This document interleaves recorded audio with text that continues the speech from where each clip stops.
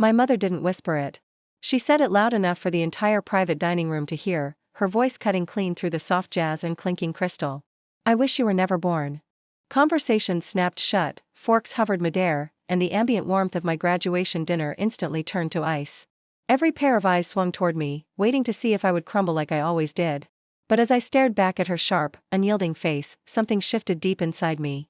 Growing up on a quiet street in Rochester, our house had a single gravitational center, and it certainly wasn't me.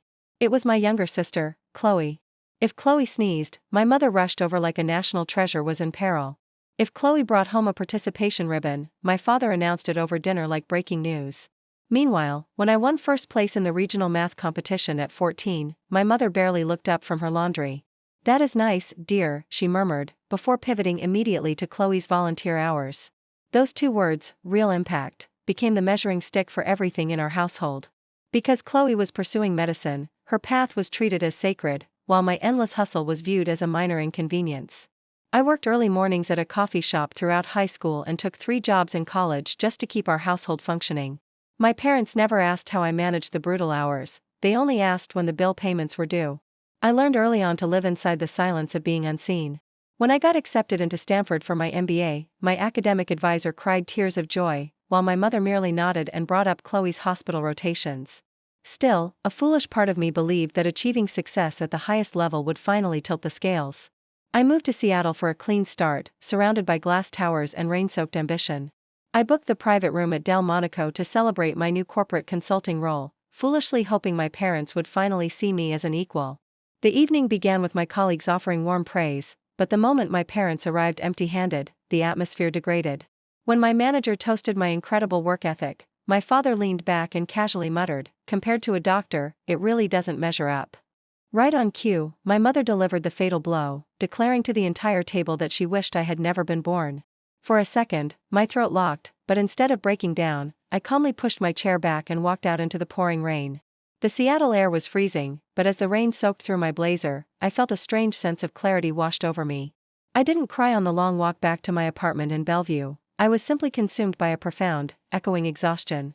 When I finally checked my phone, I found 11 missed calls and a sharp text from my mother reading, "You embarrassed us, I hope you are proud of yourself." That single message shattered the very last remnant of daughterly obligation living inside my chest. Sitting on my living room floor in the dark, I opened my banking app and looked at the 3 scheduled automatic transfers. Every month, I quietly paid my parents' utility bills, funded Chloe's steep tuition balance, and covered the lingering portion of their home mortgage. My thumb hovered over the screen as the old, obedient version of me fought for breath. Then, with 3 steady taps, I canceled every single transfer.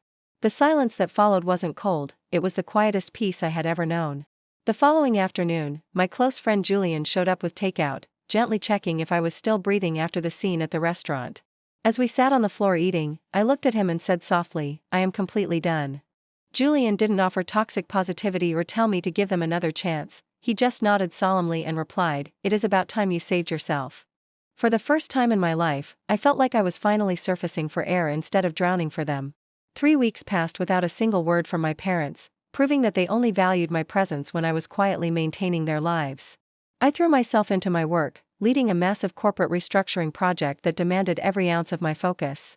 People in the office actually listened when I spoke, and my manager trusted my strategic vision implicitly. When a regional business magazine asked to profile my career resilience, I accepted, completely leaving my family out of the narrative. The article went viral locally, prompting dozens of messages from strangers who had also spent their lives trying to love parents who demanded their self-destruction. Reading their stories made me realize I was never broken, I was just misplaced in a family that couldn't appreciate my worth. Work became a true sanctuary where my effort yielded actual respect, and for the first time in my memory, I slept through the night without a lingering knot of anxiety in my stomach. Quiet rarely lasts forever when dealing with entitlement.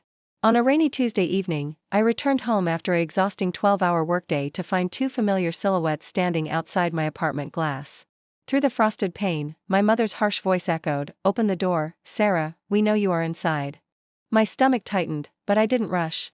I no longer owed them immediate urgency, so I took a slow breath, unlocked the door, and allowed them to sweep past me without an invitation.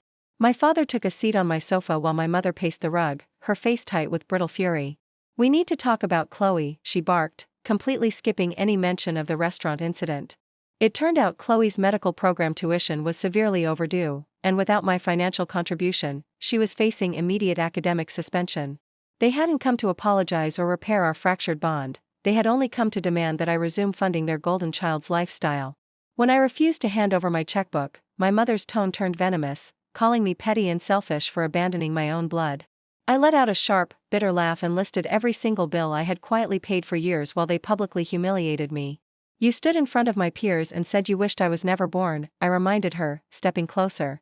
You don't get to demand my hard-earned money after erasing my entire existence. My father stood up, insisting that they were just stressed that night and that I was making a massive scene over nothing. We raised you, Sarah. You owe this family, he barked, his face flushing dark red with anger. I looked him dead in the eye and replied, you didn't raise me, you drained me. The room fell dead silent as the raw weight of that truth landed between us, stripping away their unearned authority in an instant. Walking over to the front entrance, I opened the door wide, letting the cold hallway light spill into the living room. If you came here to apologize for years of mistreatment, I would listen, I said softly, staring at their pale faces. But if you came here to leech off me again, that conversation ended the night you disowned me.